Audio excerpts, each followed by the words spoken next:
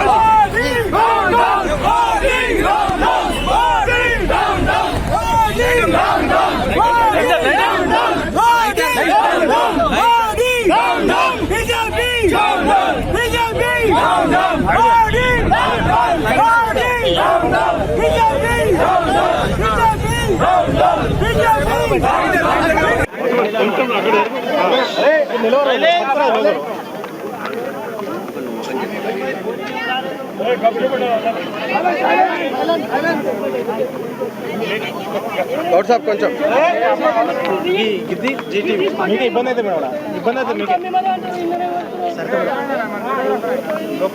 ఏమైంది okay silence silence silence. Media మిత్రులకి నమస్కారం. ఈరోజు కాంగ్రెస్ పార్టీ తరఫున యావత్ భారతదేశంలో రాహుల్ గాంధీ గారిని, ప్రియాంక గాంధీ జీవితాలతో చెలగాటం ఆడుతున్నారు. పిల్లలు కూడా, విద్యార్థులు గత 25 రోజుల నుంచి జంతర్ మంతర్ దగ్గర దీక్ష చేస్తుండ్రు. వారి గురించి పట్టించుకుంటూ లేరు, ఏమాత్రం వాళ్ళతో మాట్లాడతలేరు. ఒక పక్కకు సోనం వాంగ్చుక్ కూడా నిరాహార దీక్ష చేస్తే వారిని కూడా అక్రమంగా అక్కడి నుంచి నిరాహార దీక్ష లేపేయడం, ఇష్టానుసారంగా వ్యవహరిస్తున్న మోదీ ప్రభుత్వాన్ని నిలదీసి శాంతియుతంగా వాళ్ళ ఇంటిని ముట్టడిస్తుంటే అప్పుడు వాళ్ళు అరెస్ట్ చేసిన నిరసనకి ర్యాలీ. విద్యార్థులు ఎంతో కష్టపడి, విద్యార్థులే కాకుండా తల్లిదండ్రులు కూడా వాళ్ళు చదువుకోవడానికి అలా ప్రైవేట్లో వాళ్ళ ట్యూషన్లు ఇప్పించడం, కన్సల్టెన్సీలు ఇప్పించడం, ఎన్నో పైసలు ఖర్చు పెట్టి వాళ్ళు కూడా 12 మంది ఆత్మహత్య చేసుకుంటే వారి గురించి న్యాయం చేయాలని డిమాండ్ చేస్తుంటే ఏనాడు మోదీ గారు కానీ కేంద్ర విద్యాశాఖ మంత్రి ధర్మేంద్ర ప్రధాన్ పట్టించుకోలేదు. ఇంకా చెప్తే వారిని టెర్రరిస్టులుగా వివరించి మొన్న లాఠీ చార్జీలు కూడా చేశారు. వాళ్ళు విద్యార్థుల టెర్రరిస్టుల. దేశంలో ఏమవుతుంది? దేశంలో విద్యార్థుల జీవితం బాగుండాలి. రానున్న రోజుల్లో ఏ ఎగ్జామ్స్ అయినా కూడా పారదర్శకంగా ఉండాలి. ఎన్టీఏలో ప్రక్షాళనలు జరగాలి. ఈ 22 మందికి ఎవరైతే ఆత్మహత్య చేసుకుర్రో వారికి న్యాయం చేయాలి. 152 పేపర్ లీక్ అయితే ఇంతవరకు కేంద్ర ప్రభుత్వం ఏ ఒక్కరిపైన కఠిన శిక్ష విధించలేదు.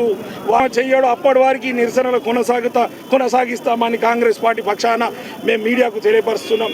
ఒకవేళ ధర్మేంద్ర ప్రధాన్ గారు రిజైన్ చేయకుంటే ఈ డిమాండ్ రానున్న రోజుల్లో మోదీ గారు రిజైన్ చేయాలని కూడా డిమాండ్ మొదలవుతుంది. అది కూడా నిన్ననే మన గౌరవ ముఖ్యమంత్రి రేవంత్ రెడ్డి గారు అన్నారు, మన తెలంగాణ రాష్ట్రం నుంచే ఈ మూమెంట్ స్టార్ట్ చేస్తాం. గాంధీ వర్సెస్ గాడ్సేకి ఇది ఒక ఫైట్ జరుగుతుంది.